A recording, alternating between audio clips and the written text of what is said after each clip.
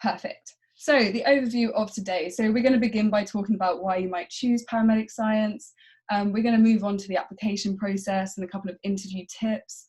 Then talk a bit more about university life and what placements are like from a student perspective. And then we're going to have a chat with Steve, who will let us know what a typical week in the life is of a paramedic.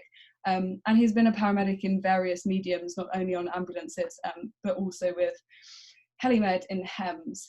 So start off, Steve, if you could just introduce yourself, tell us a little bit about your background and what's brought you here, really. Can you hear me, Casey?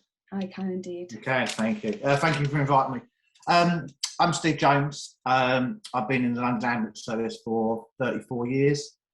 So joined in on the 10th of January 1988. The way to join the ambulance service in those days, you had to join in on doing patient transfer service, basically running nanny to day hospitals and back. Not exactly exciting, but it was the only way in. That said, I thought it was, looking back, it was really quite useful.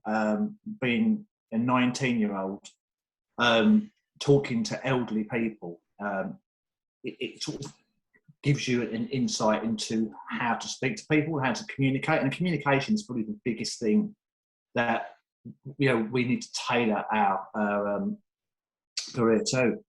Then I qualified as an ambulance driver, or QAP at the time, qualified ambulance person, and then I became a paramedic in '94. Since then, I've been 24 years on the motorcycle response unit, 20 years for London's Air Ambulance. I'm starting next year on the cycle unit. I've been on the foot team. So basically, I've done every medium you can do. I've worked in the control room as well. And that's it. It's a bit of a whistle top, really. 30 odd years of frontline emergency care. Thanks, Steve. So yeah, Steve, really interesting guy. It's going to be really interesting dynamic because obviously you're going to have me giving you a student perspective. I'm still very new to it. And then obviously Steve's had plenty of years working in the service. So we'll give you sort of a really good opportunity to ask some questions that you might not have had answered yet. Just a bit about me. So like I said, I'm about to start my third year of my Paramedic Science degree at the University of Greenwich. My route into paramedic science was perhaps not linear, I guess. So when I left sixth form, I did my A-levels.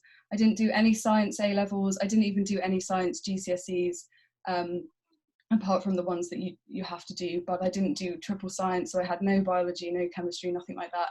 Just had your core science that everyone does. Yeah, I left school. For a year, I did an English degree. And it was when I was doing that, I was like, this isn't really what I want. I'm not happy here. I feel like I need a complete change.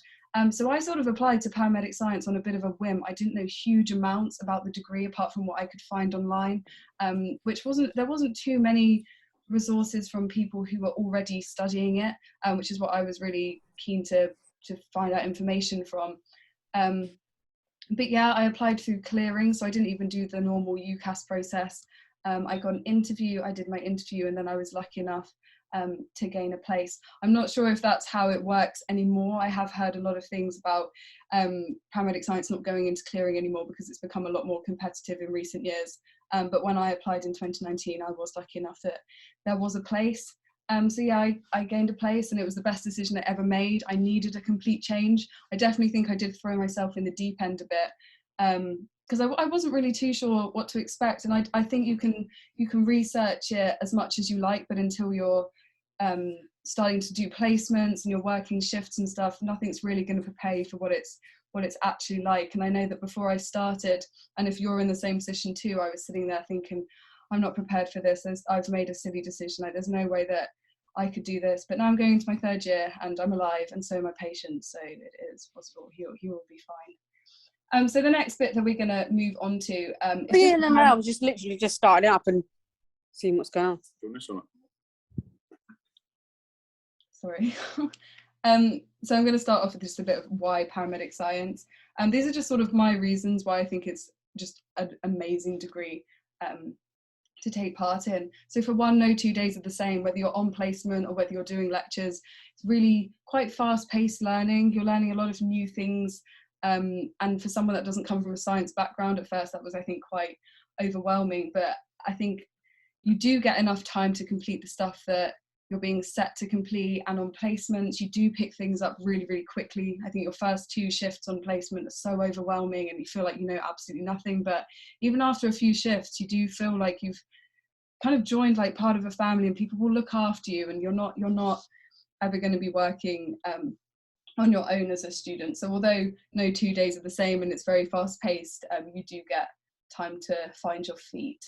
Another thing, you meet people from all sorts of cultures and backgrounds, and this is more so talking about placement. So on placement you can go to someone who lives in the most gorgeous mansion, and then you can go to someone that's living on the streets and is suffering a really quite difficult life.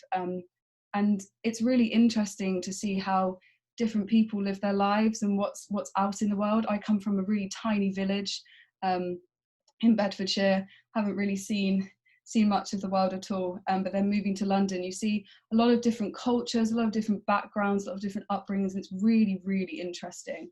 And I think Steve will probably agree that even if you've been in the job years, every day you'll see or you'll meet someone that surprises you, and it is quite it's an exciting job in that aspect, I think.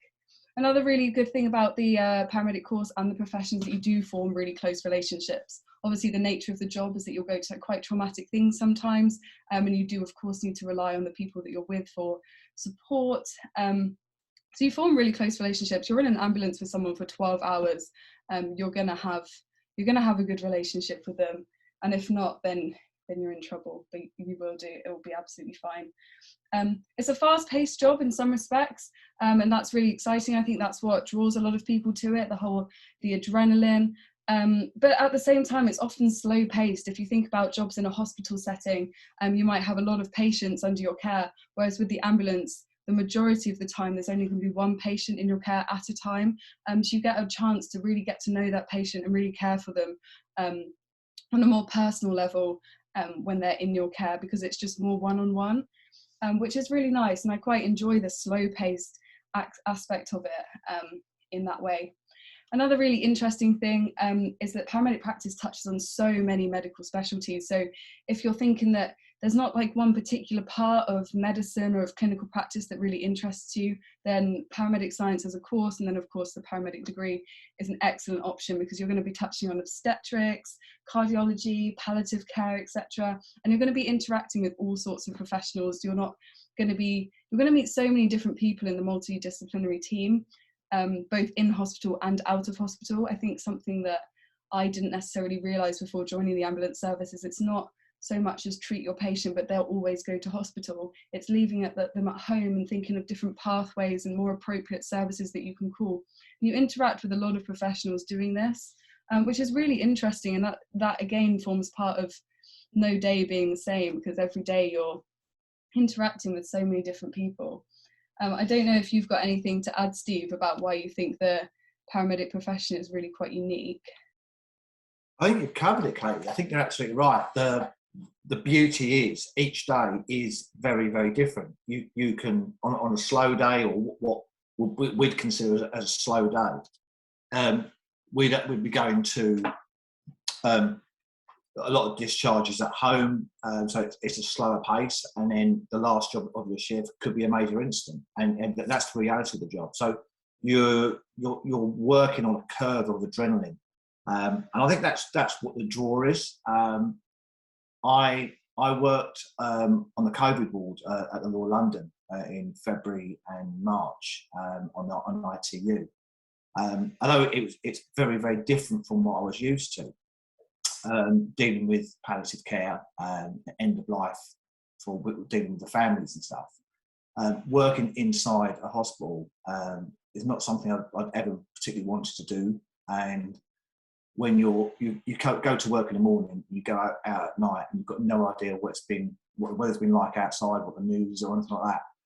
I think I've always been known we've got a bit of a choice life, but the amount of time we are actually outside and interacting with people, I know you are interacting in the hospital, but it's a different environment, and that's what what I love, just being outside. And it's quite a privilege to go into people's houses. People call us because they don't know what else to do, because they're scared. And to go into someone's house and advise them, treat the family, I think it is quite a privilege to do that. Yeah, definitely. I completely agree. I don't think anything really prepares you for your first student shift or your first paramedic shift when you walk into someone's house, and that's their safe place. Someone's house is where they feel safe. It's where they feel most comfortable, and they're allowing you into I'm supposed to be on a webinar their thing. environment. Yeah, which is it's really unique. You don't get that with many other jobs.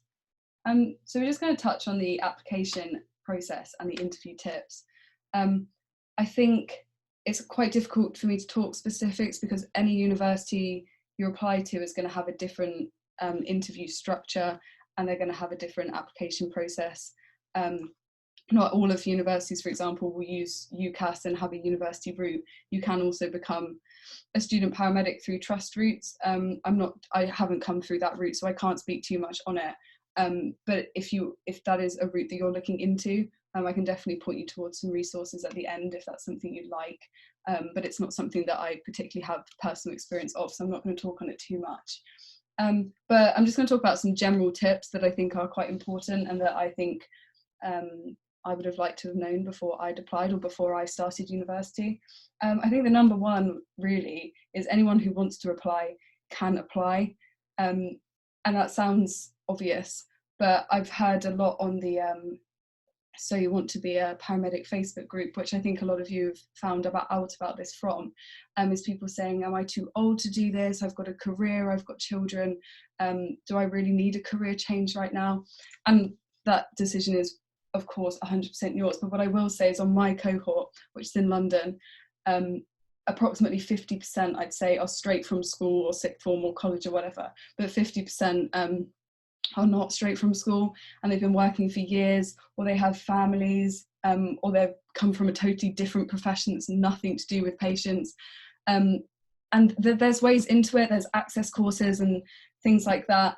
But it's a really, really diverse cohort. And when I was studying English, I didn't find that as much. We were all kind of the same age. We'd all just left school. We were all fresh-faced 18-year-olds. Whereas on the paramedic course, you just got people that like all walks of life, all ages.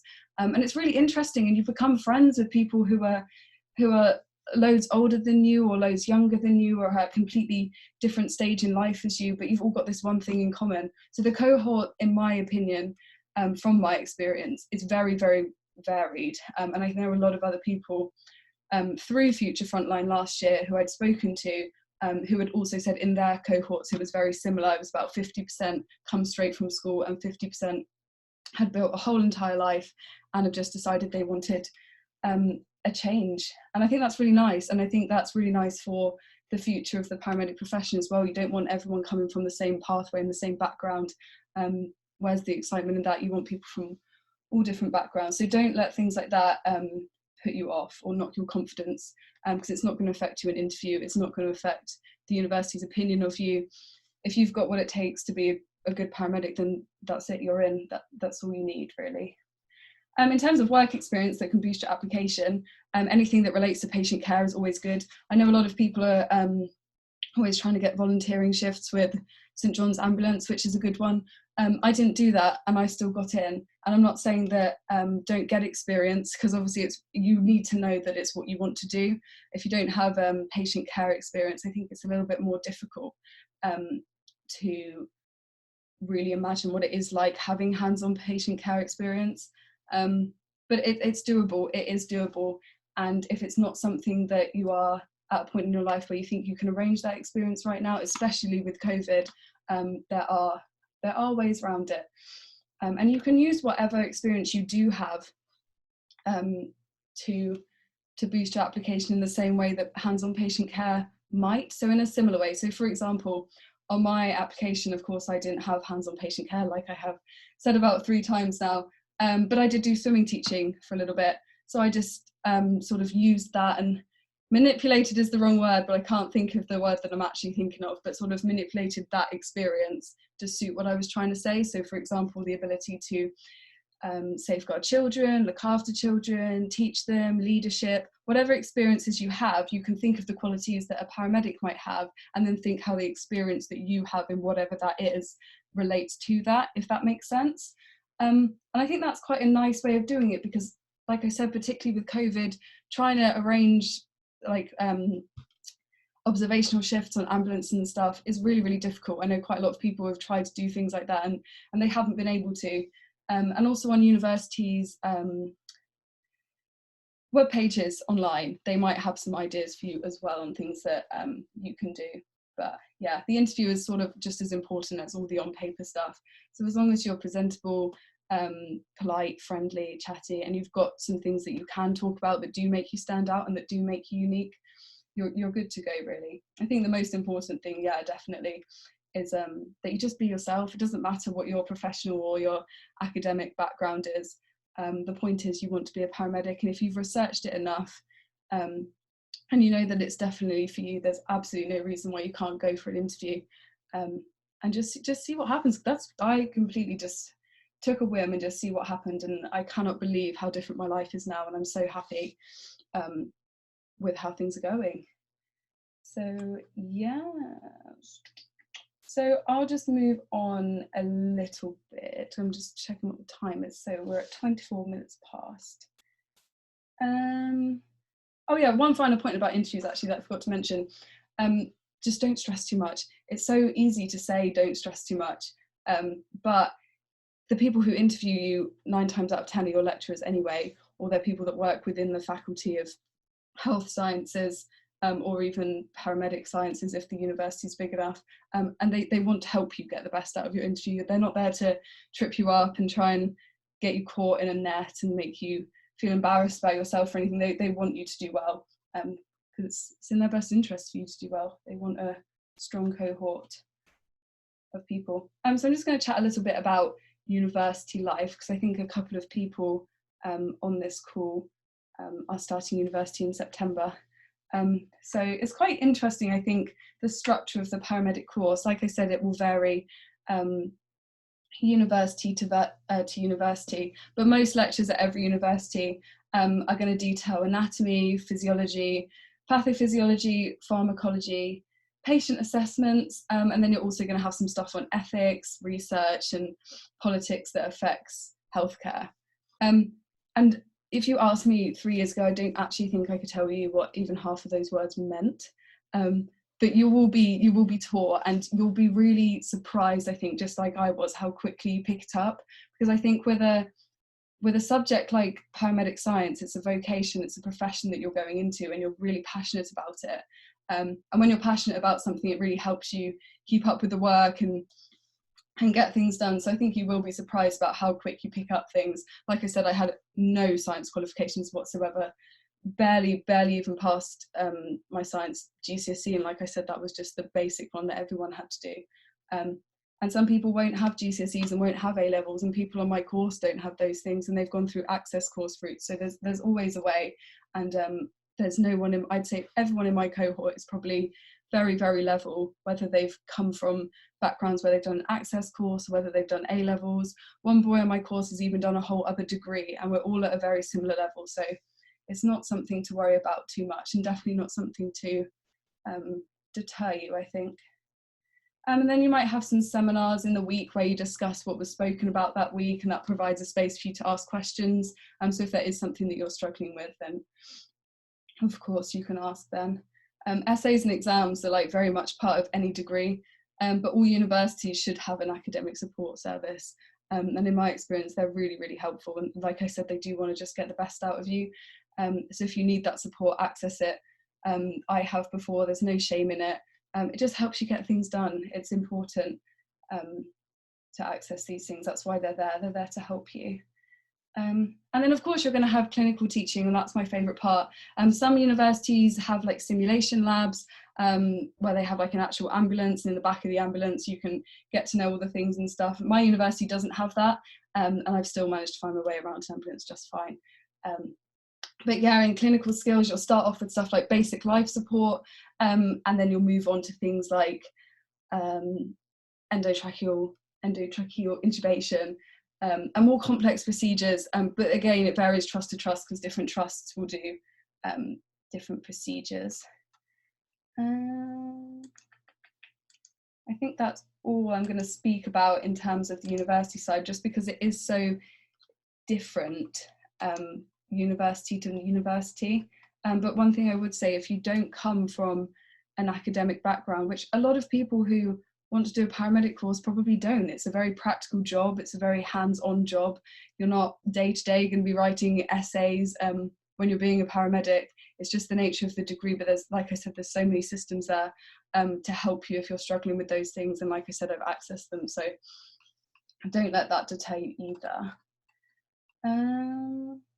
Yeah, so let's just talk a little bit about placement. I think that's my favourite part of the degree, the placements, the going out on the road, the being in the ambulance, feeling like you're the part, and obviously you've got your little student uniform, which in my case was green, so you do feel quite professional, and it's quite a proud moment when you first put that on, and you do feel like you've made it for a second, but then the reality hits you that you don't even know how to take someone's pulse rate. So everyone's first day, I think, is really nerve-wracking. Mine definitely was. I remember I walked in and my mentor said to me, for my first patient, she was like, take a manual blood pressure. And I couldn't remember what to do. So I did want to burst into tears in the patient's house in that moment, but your mentors are so lovely. Most mentors have had students before you, so you'll be really looked after on your placements. I'm just going to talk a bit about like what a typical day in the life on placement might be for a student, because I think that's quite interesting, and I think that's something that I might have liked to know. So your hours working on the ambulance they vary. There's all sorts of different shifts you can do. The shift I hate the most is days. I actually prefer night shifts. I hate 6 till 6 days, waking up at 4 a.m. to get ready and then drive to the station. I don't enjoy that at all. But that's how my morning might typically start, a 4 a.m. alarm. So yeah, the type of jobs you can get, I suppose you'll get on station, like if it's your first shift, you'll meet your mentor and you'll get to know each other quite quickly because you know you're going to be spending so much time together. You'll have to check the vehicle over at the start of the shift, just make sure that all the lights and the sirens are working and things like that, because you don't want to drive off. Make sure you've got all the kit on the truck. This is something we do every morning or every start of the shift, because you don't want to drive off and then realise you've forgotten something pretty important. There'll be repercussions for that, but not as a student, because you can't be held accountable as a student for things like that. It's your mentor's job. But yeah, types of jobs you might go to. Your first job could be a cardiac arrest and you're going into a full-blown resus, or your first job could be a little old lady who's just fallen over on the floor. You need to check her over, make sure she's safe, make sure she's safeguarded, make sure she's not a frequent faller and that there's not more support that needs to be put in place for her. You could go to someone who many a time is on antibiotics and they've only been on antibiotics a day and they're ringing because they don't know why they haven't got better yet. Things like that. There's all sorts of reasons that people call ambulances, and every call is really quite unique and really quite really, like, some of the jobs that I think people think are less interesting as a student, they are still really, really interesting because it's still just such a learning curve and it's so new for you. Steve, I don't know if you want to talk a little bit about some of the jobs that you have attended, or like a typical day in your life as a qualified paramedic.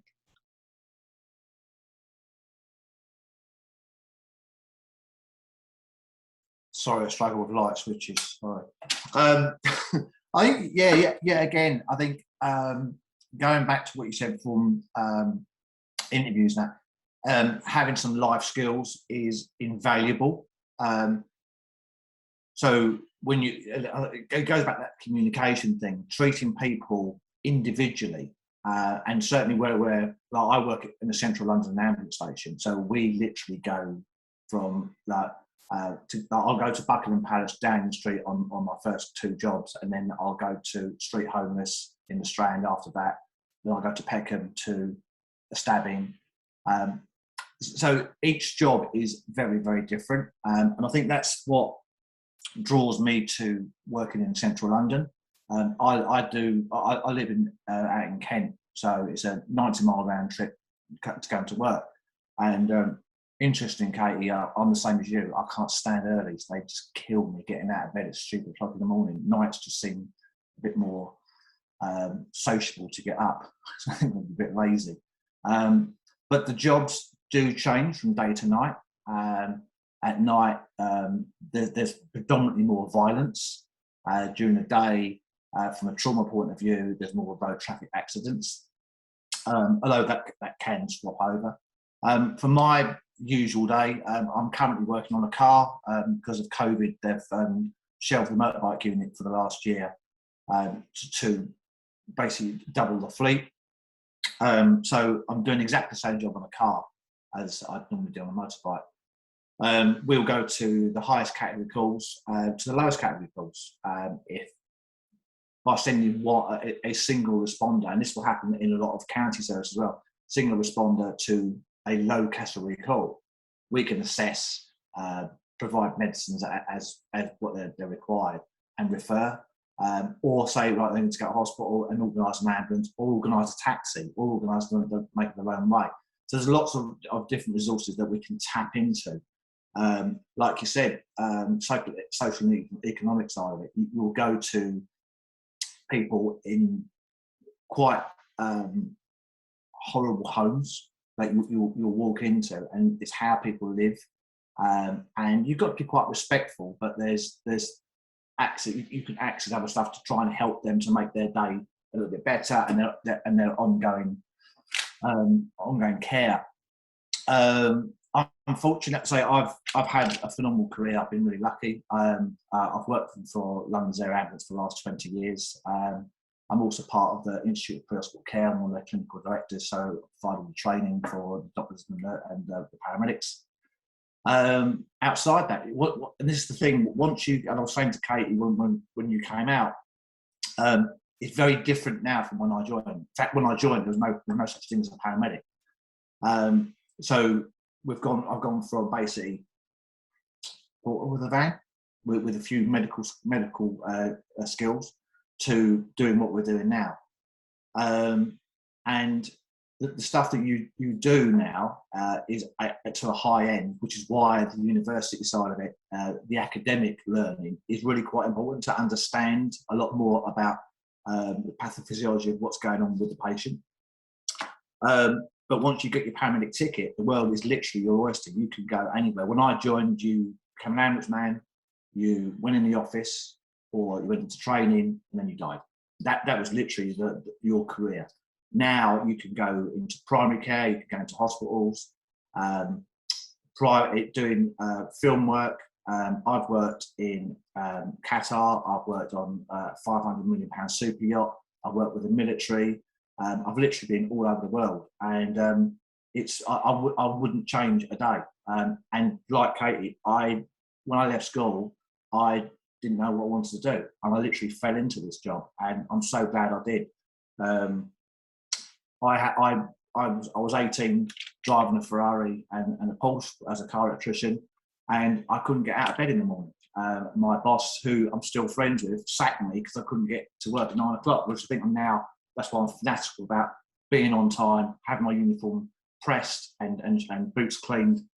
And it's I think it's a bit of a life skill and something you pick up. And I literally fell into this job, and I couldn't recommend it enough.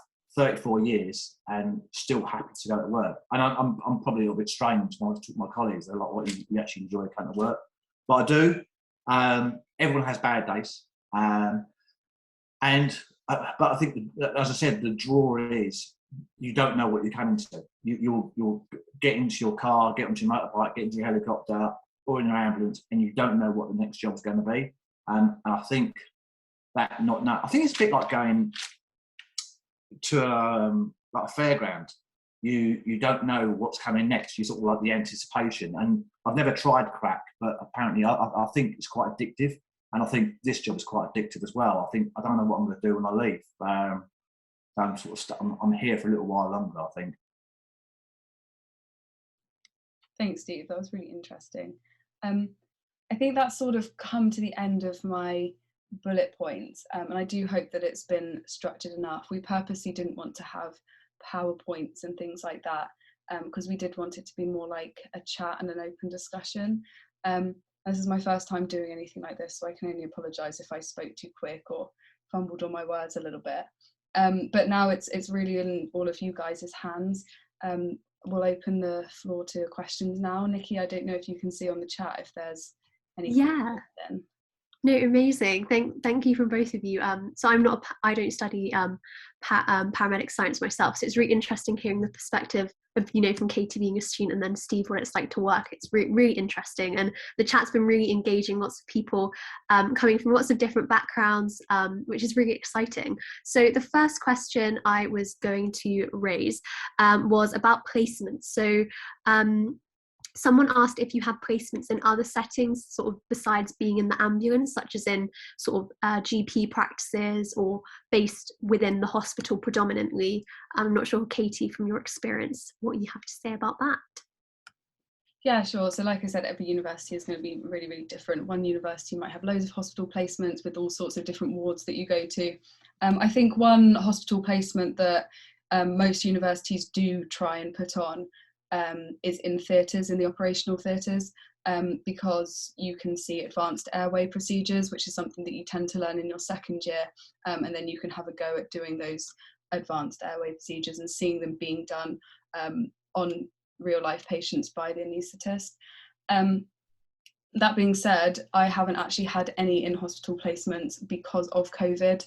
For if you're doing a course at a later time, or maybe even next year, you should have hospital placements. All universities advocate to have hospital placements, but with COVID and everything being a bit crazy, I unfortunately didn't get to do any. But yeah, that was one of the ones we had. We were also supposed to have an obstetric patient, so in the obstetric placement on the obstetric wards, which, if you don't know, is pregnant ladies. And that's really important, because actually I've only ever done one shift out with Steve, but one of our first jobs together, with him as my mentor on that shift, we did go to a birth, and even though I've only done 2 years as a student, I have been to 3 births now. It's something you go to a lot, so it was a shame that we didn't get to do our obstetric placement, but they teach you all the stuff on the theory side of things, and then unfortunately we couldn't put it into practice in a hospital setting and had to do it on the road. But like I said, you're very looked after by your mentor, so even if the same thing is for you when you start and you don't have your hospital placements because of COVID and it being difficult to get more students in hospitals, then you're still gonna get all the teaching. It's just a shame not being in the hospitals. But you've got to think there's so many students, medical students, nursing students, midwifery students, that all want to get into those wards, and because we're really lucky as paramedic students, we get huge amounts of placements, that we get to practice those on the road. So yes, you should have hospital placements, and you probably will have some, but due to COVID, I can't speak too much on those. But thank you for your question. Sure. And the next question we had was about what's the route for career progression. So, for example, if you wanted to work specifically as a critical care paramedic, for example, or I suppose any other sort of sub-specialising sort of logistics. Perhaps, Steve, maybe you'd like to offer your insight on that? Yeah. So the minimum amount of time is 2 years post qualification. So realistic that could be 5 years.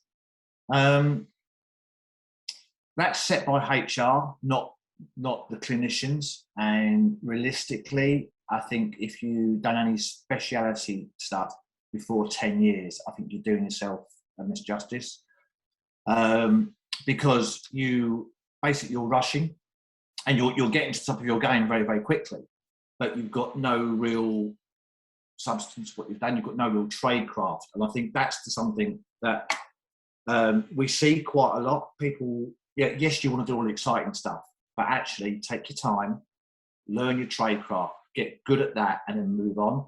And I've seen this, where we've had people who have literally stormed all their stuff, got somewhere quite senior, and then on your worst day, we'll always revert to type. Stress, your hearing goes, and you'll always revert to type to the basic level. And if you've never actually done the job at a basic level, because you've progressed so quickly, you're going to flounder. So if you if you had someone with a compromised airway, and you can do that with your experience without too much brain power, so you can sit there, open the airway, and think, oh, I don't know what we do. Oh, I know, I'll do this. But if you've not had that experience of doing that, you're just ever decreasing circles. It's going to get worse and worse and worse. So you can. There's there's loads and loads of courses you can do, and courses are good. But we do see quite a lot of certificate hunters. So there are people. I've interviewed people who their CV is phenomenal, and they've done all these courses, and because basically they've bought their career. But when you actually dig down to interview, like, how long have you actually been in an ambulance? And it's, I've actually done 6 weeks I've done to a year. A year on an ambulance. Yes, you've got these qualifications, but can you actually do the job? So I think, long story short, take your time, don't rush, enjoy your career. And because it's very difficult to step back, you can advance to the highest level to, like, say, a critical care paramedic, but you can't revert back you can revert back to being just a standard paramedic, because I suppose a little bit of ego won't let you do that either. So yeah, just take your time, enjoy your career, learn your trade craft, and things will come. You will get there. You've got a whole career in front of you, and a load of years to do that, to fill that up. That answers the question. Yeah, no, thank you so much for answering that. I think that was a really detailed response, and definitely something to think about. Like sort of Katie already mentioned as well, how practical the course and the nature of being a paramedic is. It makes sense that you should spend your time at the beginning really honing your skills so that you can do the best if you do want to sort of move to a more specialized field. So thank you so much for that response. That's really helpful for everyone on the call. The next question was about how your placements are structured, Katie. So are they in sort of blocks, or will you have a placement, for example, a shift you have to go on that means you'll miss other timetable teaching, such as lectures? I think that was a question people were having. And if you're missing other things because of placement, how do you sort of catch up and manage all of that? So I'll hand over to you, Katie. Yeah, no, really good question.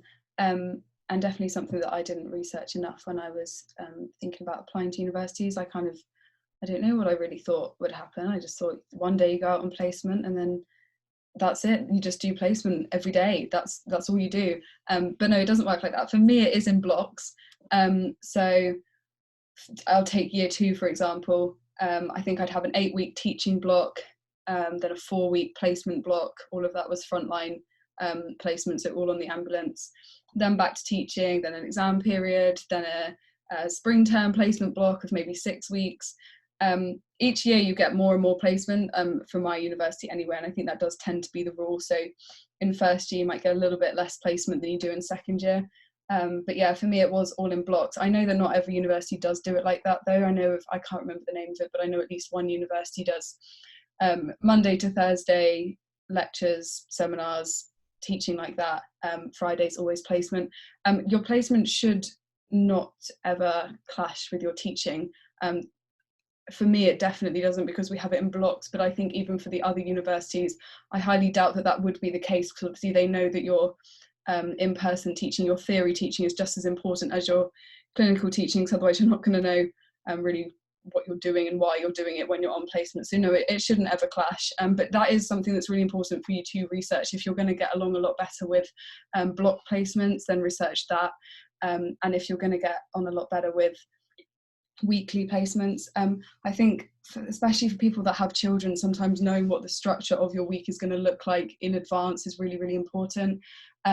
For my course in particular, I can't speak for everyone and I don't have children, but there are a couple of people on my course who do have children, and I think they do find it quite difficult having block placements, because that's a big block of time that you could be on any kind of shift, and you tend not to find out your shift until maybe a week before you go out on placement.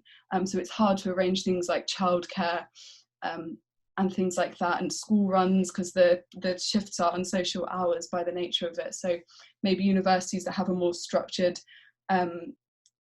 placement sort of regime, I guess, might be a better option to look into. But yeah, that's why it's so important to research individual universities, because they're all going to do it so differently. But they should all say on their websites, on their course details, how they run their placements. But yeah, I hope that was helpful. Amazing, thank you. Yeah, definitely. And if in my experience when I was applying for my course, if you ever find that there's something university hasn't detailed on their website, they'll always give you an email for sort of the administrative team for that particular degree at that particular uni. So it's always worth just popping people an email if you ever want more clarification as well. The next question is for Steve, and it was about when you work on the car, or like in the car or on the motorbike unit, does that mean you never work sort of in the ambulances again? So the person was asking that said that they really like the sound of that route, but they could imagine it might be a bit lonely just sort of working in isolation like that. So what are your sort of thoughts on all of that? Quick answer, no. Long answer. So with a motorbike unit, you have to pass a selection, and you have to pass the 3-week advanced police motorbike course before you get on the unit. Majority of the cars are secondments, so you're seconded from an ambulance onto the car for normally about 6 months, but there are some full-time positions. So on the car rota, every 6 weeks, you'll have 2 days as a pool line. So you'll have 2 shifts over a week that you can move from Sunday to Sunday. And you have to basically backfill, leave and stuff. Now you can do it on the car. I'm on the car at the moment, and I deliberately book my shifts on ambulances, purely because you get rusty very, very quickly. And that's your core role. On the motorbike unit, we do have pool lines, but we were inherently always short staffed, so there's always a bike to cover rather than an ambulance. So you could go a year, probably longer, without actually working on an ambulance. My feeling, I don't think that's a good idea. I think you should keep reverting back to your core role to keep you fresh. It also, by doing that, is also it's a bit of a novelty. So when I've done 2 ambulance shifts last week, and I'm like, oh, this is good. This is back on an ambulance. And people are like, you mental? What? You just drive around an ambulance. You could be on a motorbike or a helicopter. It's like, no, this is good. And this is good. So by moving around, it keeps it all fresh. So I think it's good to do that. What was the other part of the question? Sorry, you just say, Nikki. There was another bit of that question. It was just about so the person was saying that they like the idea of sort of working on the motorbike unit, for example, but it seems like it could be a bit lonely. So what was your sort of input on that? I've not had a crewmate in 25 years, in fact, purely because I don't like anyone. So it suits me really. No, you if you get lonely, you can pitch up at a hospital or have a chat with someone, go there. On the car, so much you tend to be kept in a certain area, so you only tend to see other crews on jobs. So it can be a little bit boring and a little bit lonely sometimes. But just go around and hunt someone else and bore someone else, then it's not too bad. Amazing, thank you. The next question was on personal statements, so just general tips for that. So Katie, what are your top tips for people with personal statements? Yeah, so although I did get in through clearing, I did still have to write a personal statement, and I do remember being really anxious writing it because, like I said, I didn't have any healthcare experience. I didn't have any science qualifications. I was, what am I going to put on this? Like, what am I going to say that they're going to be interested in? And I didn't really have any resources that were there to help me with my personal statement. I remember from school someone saying, make your first line really punchy so that they remember you. I don't even think I did that, to be honest. I couldn't think of anything punchy enough. I think the best tip for the personal statement is just be honest, but really sell yourself up. You just take all the experience that you do have, and even things that you think might not qualify as experience, but if you can, like I said, take the core values of what you think it means to be a paramedic and show how that piece of experience or something that's happened in your life has shaped you to have that core core value, I guess, then it's worth putting down. And if you think about it, like for any degree up and down the country, there's thousands and thousands and thousands of people writing personal statements, and everyone's is going to be unique, and yours is going to be unique just from the fact that you've got unique experiences that other people don't have. Yeah, just, I mean, obviously the basic stuff like get someone to check it, get someone to read through it, make sure it reads nice, and make sure that all the grammar's looking good, because universities will love that. But there's nothing specifically, I think there's like a core tip that everyone should put on their personal statement that's going to really make sure that they stand out and that they get in. But I think personal statements is something that's come up from a lot of people in the past when we've done future frontline events from all sorts of healthcare professions that they really do struggle with. And we are looking to run webinars almost monthly. So if that's something that people would like more help with, we can of course research it properly and get some more people to come in and speak on it, if that's something people find useful. But yeah, my main advice would be just stick with the experiences you've got. You can't change your experiences. You can't get more last minute if you're already at the point of writing your personal statement. So just make sure it's well written, and yeah, you will be fine. The personal statement is important, but it's not the be all and end all. If you can secure yourself an interview, that's when you're really going to get the opportunity to really shine. But yeah, Nikki, back to you. Amazing.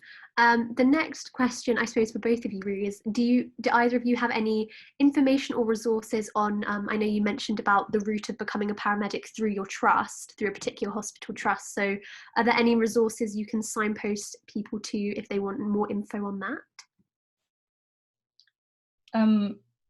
Like I said, I didn't come through that route, so I have no direct experience on it. But I know a couple of people who have come through that route. So if I can find, I'm going to sneeze at you, sorry. No, it's not going to come.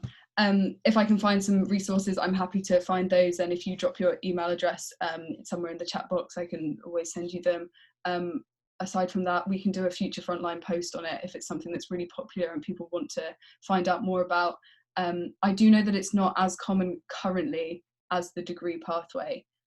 So you do have a higher chance of getting on applying through the degree pathway just based on numbers. But I don't know if you have anything to add, Steve. I don't know huge amounts about it.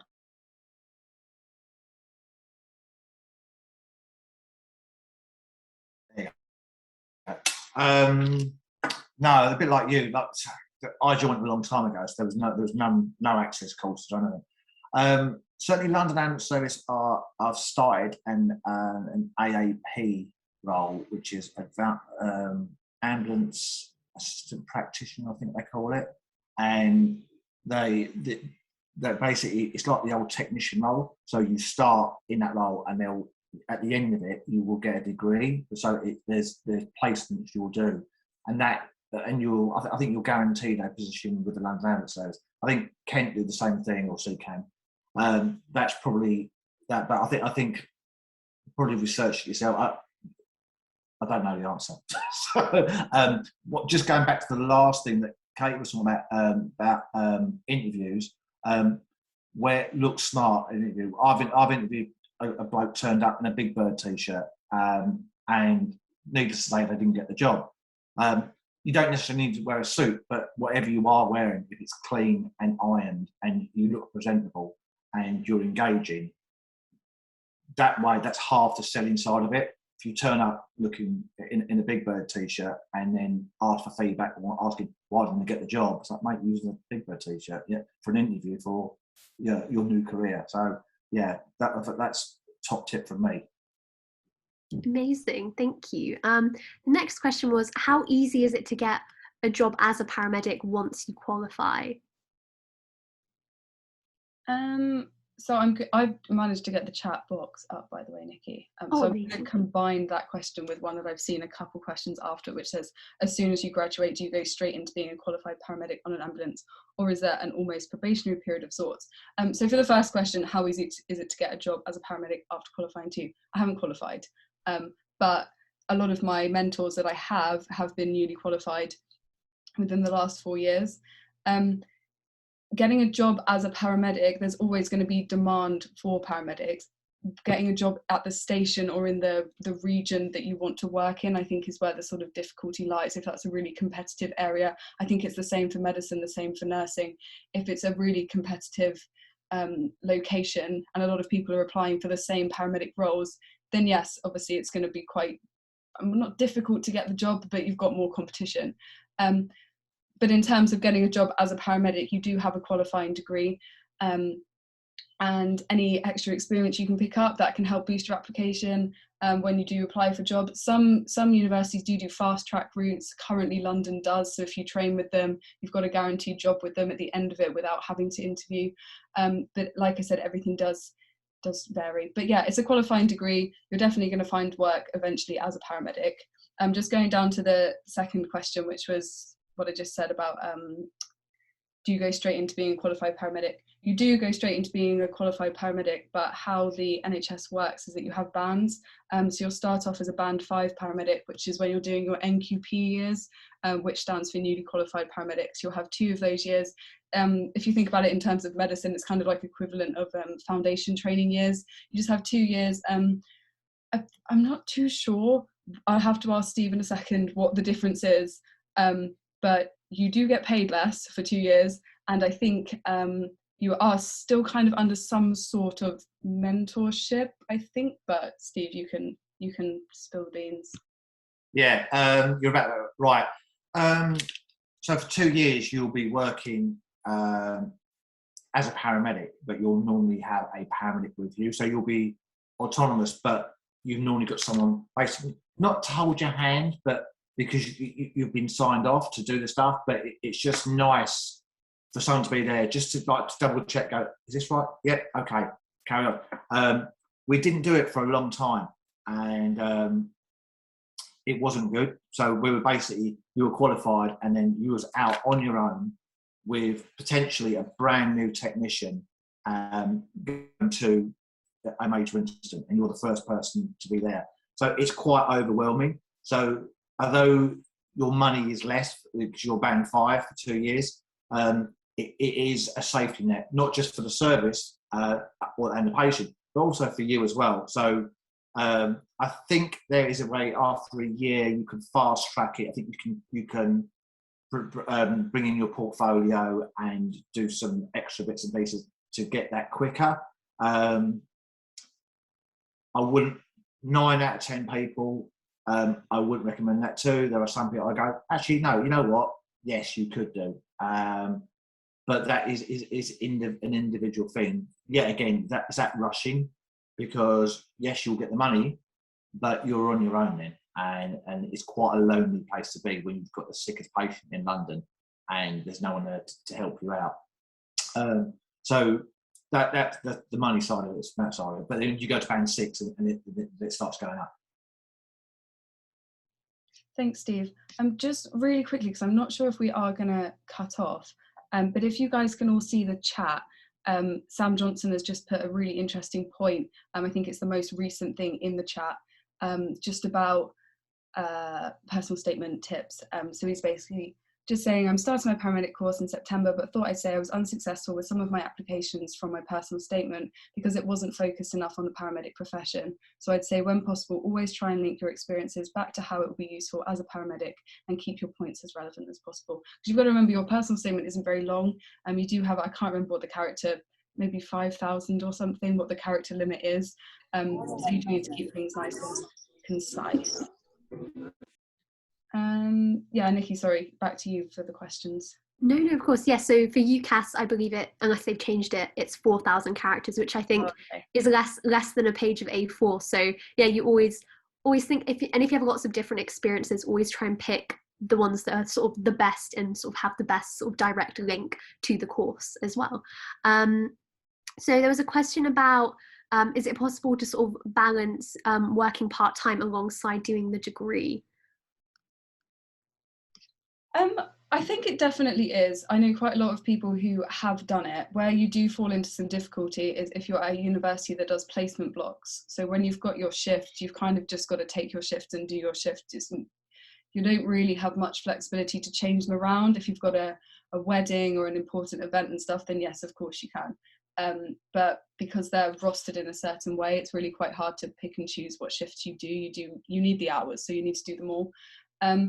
So yeah, if you've got a part-time job that's not understanding of that and wouldn't understand that there might be a 4-week period a couple of times in the year where your availability is varied, because you might have a shift on a Saturday one week but not a shift on a Saturday the other week, so then you can't commit to all Saturdays. There's no way of telling how you're going to be able to work. That being said, though, people do it. There's many people on my course that do.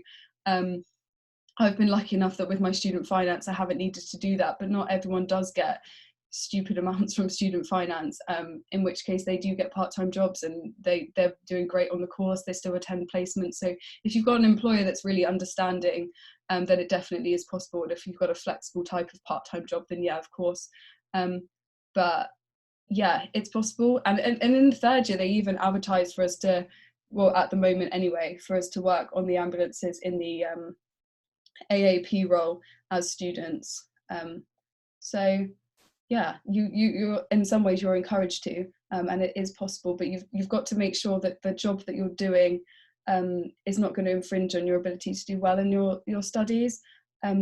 Although it's a 3-year course and that's really long, it kind of does have to take over your life a little bit and become a priority. Otherwise, you're not going to get the results that you want, and you're not going to be able to focus as much as you can do. Whereas with other degrees, you can sort of say, that's my day of work done and I'm clocking off now. And whilst you still can do that with the paramedic degree, there is quite a lot to learn. And you might find that some evenings you would like that time to yourself, just for 20 minutes to be able to go over things. Whereas if you're really exhausted from booking onto loads of shifts at your part-time job, then you might not be able to do that. But it depends on what work you do and what sort of person you are, and if that's something you feel you can manage. And there's absolutely no reason why you can't. I'd say about 50% of people on the cohort do have part-time jobs and they're still standing. So yeah, definitely possible. Amazing, thank you. So I'm aware of the time, so we'll just sort of end with our last couple questions. So these two link quite nicely together, and they're for you, Steve. So the first was sort of about what specialising sort of options are there when you qualify and become a paramedic. And then linking quite nicely to that, someone has asked what the best route to get into HEMS is, and if you've got any advice. And that person that just asked that as well said thank you to both of you as well. They found this session really helpful, which is fantastic to hear. So I'll hand over to you, Steve. Thank you. I'll the second question first, probably. To get into HEMS, yet again, bide your time. Bide your time, get your trade. You've got to have credibility as well. The medical world is a very, very small world, believe it or not. Names will come up from all over the world, and people know people. And I think it sort of goes right back to the start of your career, like as Katie was saying, be honest, because you will get caught out. You will definitely get caught out. So bide your time. Don't rush to get off an ambulance. When I look at applications, as I said before, I will look how long someone's been on ambulance. If they've qualified, been on ambulance for a while, gone into the clinical hub and spent the last 3 years doing that, or non-patient facing that side of it, it doesn't bode well just because you've done the amount of time. So have an interest in, if you've got an interest in pre-hospital care and certainly trauma, like certainly London, we run, because of COVID it's closed down, but we're starting up again soon. First Thursday of every month is Clinical Governance Day at the Royal London Hospital. At the moment, advertising it via Zoom, but it will be face-to-face shortly. And we will discuss cases. Get your face known. Yet again, it has a double-edged sword. You will see the same people all the time, and it's like, I wouldn't look after a fish, let alone a trauma patient. Just because you're seen there a lot doesn't mean you're the right person for the job. Just lots of people want to do the job, but yeah, I'd love to be a Red Arrows pilot, but I'm a bit thick. I can't do that. So know your own capabilities. What was the second question? Sorry, but No, not at all. So it was just about what different specialty sort of options are there once you become a paramedic. Wow. Where does it stop? There are so many specialities. On my local radio station, they're advertising at a hospice for a paramedic. I was astounded. But there's clearly a need for it, and it's that thing when you get your paramedic certificate, the world is your oyster. You can go to basically any medical field. There is ways around it. Like if with the reserves, that's probably a good way of doing stuff. So you start doing the reserves, certainly for the trauma side of it. You'll get lots of training, so that's good. But say it's the biggest thing: bide your time, get your credibility, because you will get caught out. We will hunt you down, and we'll know what you have and what you haven't done.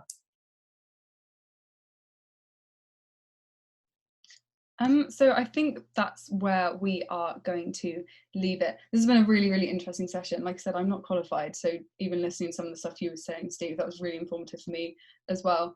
The bottom line is it's an amazing career from a student perspective. I'm so happy and feel really content with what I'm doing. You do feel, as cliche as it is, and they say you're not saying in interviews, you do feel like you're making a difference, and you do feel like you're helping people when they do need you. And such a privilege to be in people's homes at their time of need. Is a really special job. There's not many jobs like it. And if you do think it's for you, then 100% go for it. Don't doubt yourself and try and convince yourself why you shouldn't do it. If you've thought about it practically and you've still decided that, yeah, this is something I'd like to go for, then 100% go for it, that you've got nothing to lose. And there'll be plenty of people on your cohort when you do start who have come from, none of you will have the same background or same route into it. Everyone will have an interesting story to tell, which again makes it such a unique career. It's, yeah, really, really good. I think someone did ask at some point about what's happening with the certificates of attendance and whether they can be used in applications. They're not going to be asked for there's nothing going to be in your application asking you for like official accreditation, I don't think. But what you can use it for, again, I think someone did respond and say, it just shows that you've taken some time to really research what you're doing. A lot of universities want to know that you've made a really informed decision and that you've really researched what the career is actually like, because what you see on TV, as great as these programs are, isn't the most accurate thing in the world. But yeah, as long as you've researched it and this is something that will show that you have done some research, you're more than welcome to use the certificate to help your application or your interview in any way. It's always a good talking point. Sometimes interviews can be long, and if you want to draw on this as something that you can talk about, then absolutely fine. It's just going to show that you've researched and that you know that it's the right decision for you. So yeah, I think Nikki, if you can just clarify the certificates of on emails. Yes, so I've just put the link in the chat, and it will take you to the website called Medal, which you basically just give all your feedback, and then at the end it will ask you for your name and email, and then it will open in a sort of new tab. You'll get a sort of pop-up on your phone of the certificate, which you can then save and keep for your records. You can also make an account on there to sort of store all your certificates from other webinars from Future Frontline or any other organisation that uses Medal, to sort of have them all in one place. So yeah, if you just follow the link and complete the form, you'll instantly be able to get your certificate. Perfect. So I hope that clarifies everything. Thank you all so much for coming. I've had a really good time. I'm sure Nikki and Steve would say the same thing as well. I haven't done anything like this before, but you've all made me feel very comfortable. And like I said, Future Frontline is looking to put on these events for different healthcare professions, but also the paramedic profession monthly. And I'll also always post those on the Facebook group, because that's where I think we got the majority of our attendees from. But yeah, good luck with all your applications. I'm sure you'll all do really, really well. And if you don't get in, there's always next time. You can keep applying. There's no limits on the amount of times you can apply. So if that's what you want, then keep going until you get it, because it will be worth it. But yeah, thank you. You're all more than welcome to leave now. And I'm just going to stop the recording right now.